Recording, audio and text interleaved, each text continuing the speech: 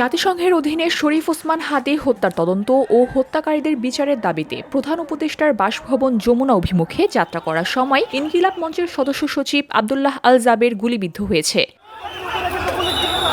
জানা যায়, শুক্রবার বিকেল 4:30টার দিকে রাজধানীর ইন্টারকন্টিনেন্টাল মোড়ে পুলিশের সঙ্গে সংগঠনটির নেতাকর্মীদের তীব্র সংঘর্ষ হয়। পরিস্থিতি নিয়ন্ত্রণে আনতে পুলিশ জলকামান ও টিয়ার গ্যাস ব্যবহার করে আন্দোলনকারীদের ছত্রভঙ্গ করে দেয়। এর কিছুক্ষণ পর যমুনার দিকে অগ্রসর হওয়ার সময় পুলিশের ব্যারিকেড ভেঙে সামনে এগিয়ে যেতে চাইলে পুলিশ ইনকিলাব মঞ্চের নেতাকর্মীদের বাধা দেয়। এ সময় পুলিশের ছোড়া গুলিতে সংগঠনটির সদস্য সচিব আব্দুল্লাহ আল জাবের গুলিবিদ্ধ হয়েছে বলে দাবি করা হয়।